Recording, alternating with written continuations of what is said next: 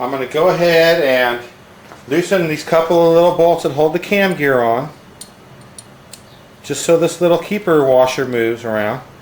And included in our gear drive kit is this little cam button, which installs right in a little hole here, and you can see it has little washers and a little spline where it is freely spinning right here.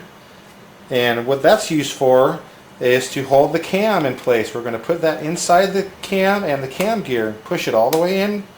Should go in by hand. Has to go all the way into that cam. And what that does is prevent the cam from pulling out and having what they call cam walk. Because the General Motors, most of these engines don't have any way to hold the cam in. And now that we're putting a gear drive on, we don't have a timing chain holding the cam steady. So we're going to put this cam button in. I'm going to go ahead and tighten up these little nuts here.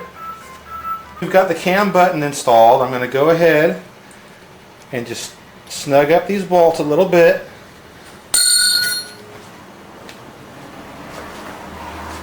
We're not going to permanently tighten them because we might have to take this all off to change the cam, the little cam bushing in there to set our cam timing. So we're just going to go ahead and get these snug so that nothing moves, but we're not going to torque them just yet.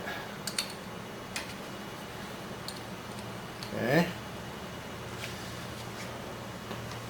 And also we're going to put just a little drop of oil where this cam button pivots, right in between here.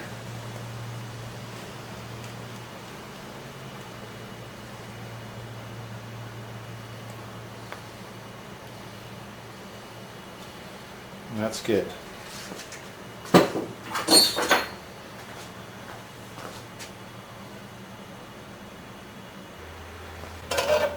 Now the next thing we're going to do is check our timing cover clearance and make sure nothing's rubbing on the front of all these things, because we don't want force pushing on all that stuff. Okay, we're going to install this Edelbrock chrome timing cover on here, and what we're going to do is, first of all, we're going to pull our cam gears out on our gear drive set and just pull them out just a little bit out of mesh here, as you can see, and we're going to go ahead and put the timing cover on loosely and see how far it pushes it on.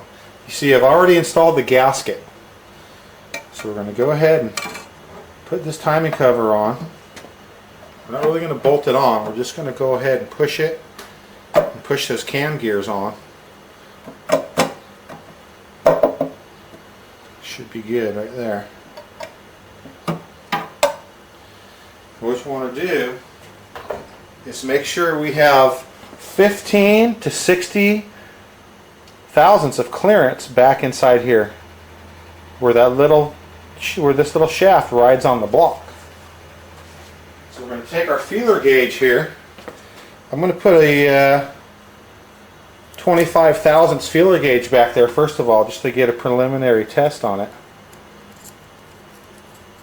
And actually that seems to be a little loose. We're going to go up and add another 20 thousandths.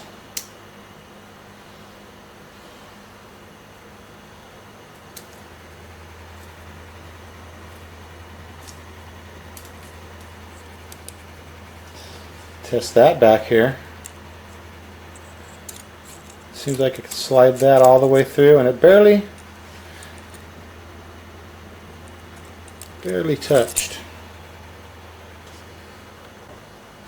The tolerances are 15 thousandths to 60 thousandths, so that's right in the middle. I got 40 thousandths here. Should be good. So anyways, the next thing we're going to do is put a little grease on this cam button and put the timing cover on and make sure that's not touching either, because we don't want that to touch the whole time it's riding either. So we'll check that next. Alright, well next we're going to check our clearance from our cam button to our timing cover, and we're just going to do the same thing as we did for those idler gears. We're going to put this up here. I put a little grease on the front of that cam button, and we're just going to push up against here. We really don't want that rubbing hard either. If we get a little touch of grease, see how it barely left a little grease spot on there? That's about perfect, because if it would have left a really solid mark or a smudge like that, then it would be touching too much. Looks like it was barely touched. Take a look at our grease swipe here.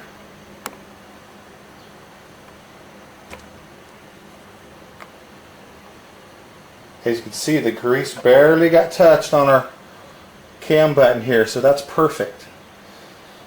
So anyways, that's just pretty much your guidelines on setting up your cam.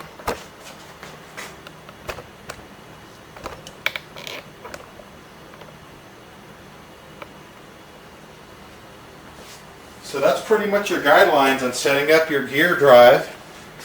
You need to make sure that you align up your timing marks. Then next you're going to install your idler gears. Then next you're going to check the clearance on the post behind the idler gear here to the block. And depending on adjustments you need, you may not need to grind the end of that post off. Or I put some grease on the front and slid up the timing cover on there, and I barely got a little dab of grease on there, which is good. This is supposed to be about 6 to 10 thousandths of clearance, which prevents it from riding on the timing cover, but does stop the cam from riding out. That's really important. You need to get all this stuff set up for your clearances. So anyway, looks like we're good to go here.